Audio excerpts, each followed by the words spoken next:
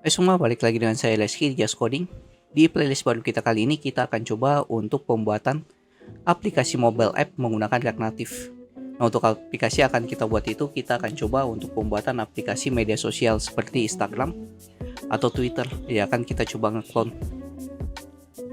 Nah, tentang React Native sendiri, bagi teman-teman yang belum tahu, jadi React Native sendiri itu adalah framework open source atau secara gratis yang dibuat oleh Meta atau sebelumnya disebut dengan Facebook, yang digunakan untuk membuat aplikasi mobile, baik itu mobilenya Android ataupun iOS, dengan bahasa yaitu JavaScript atau TypeScript. Jadi dengan React Native sendiri kita bisa menulis satu kali kode dan menjalankannya di dua platform berbeda, baik itu di platformnya kita gunakannya Android atau iOS. Nah, kemudian di sini kita butuh juga yang namanya Expo.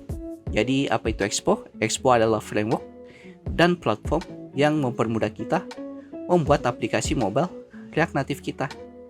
Jadi dengan Expo kita bisa membuat aplikasi Android atau iOS tanpa harus mengatur konfigurasi natifnya seperti Android Studio atau Xcode. Nah, Android Studio sendiri itu kalau kita ingin membuatan emulator di dalam Androidnya, dan Xcode itu untuk iOS untuk pembuatan emulatornya. Nah, di sini kita tidak perlu gunakan emulator untuk menjalankan aplikasi React Native kita. Kita bisa gunakan aplikasi yang bernama Expogo nanti dan bisa menjalankan aplikasi yang kita buat langsung di dalam device kita masing-masing, baik itu device-nya berupa Android ataupun iOS. Kemudian sebelum masuk lebih jauh, teman-teman bisa belajar dulu tentang dasar-dasarnya. Jadi teman-teman tidak perlu buru-buru untuk belajarnya karena belajar itu butuh waktu. Jadi teman-teman bisa belajar dulu dasar-dasarnya, seperti dasar-dasar front-end yaitu HTML dan CSS, JavaScript. Kemudian masuk ke TypeScript dan React Native dasar, yang mana keempatnya ini teman-teman butuhkan supaya nanti teman-teman tidak kebingungan pada saat ngodingnya nanti. Jadi silakan belajar dulu dasar-dasarnya sebelum lanjut untuk pembuatan aplikasi React Native mobile-nya nanti, yaitu pembuatan medsos app-nya.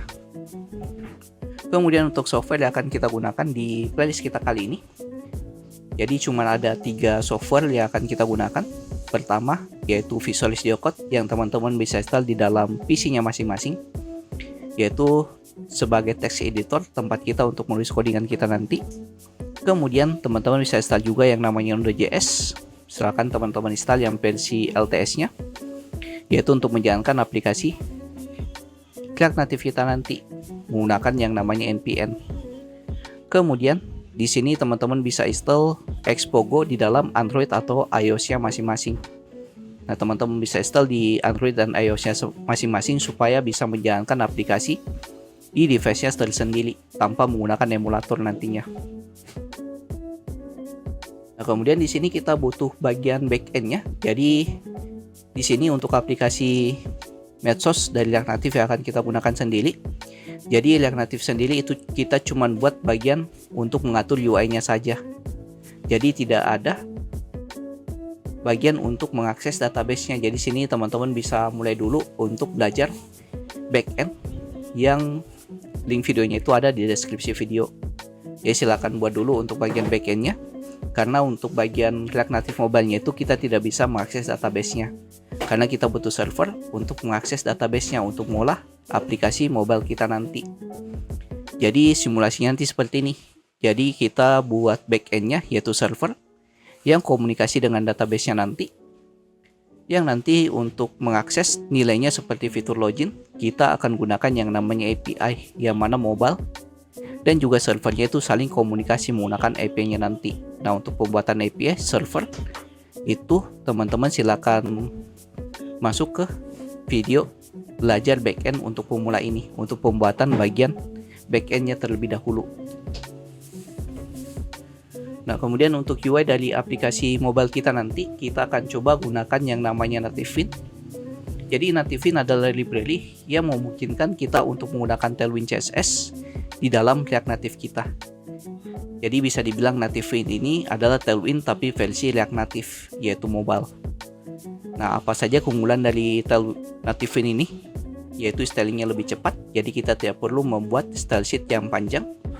Kemudian mirip dengan Tailwind di React.js, yaitu cocok buat yang sudah biasa menggunakan Tailwind. Jadi lumayan enak melakukan stylingnya menggunakan native Wind nanti. Kemudian utility first, jadi kita tinggal gunakan kelas untuk melakukan stylingnya, seperti ingin atur paddingnya atau jaraknya, kemudian kita bisa atur backgroundnya, dan atur ukuran dari font kita. Kemudian kode kita lebih ringkas dan lebih clean menggunakan native Wind nantinya.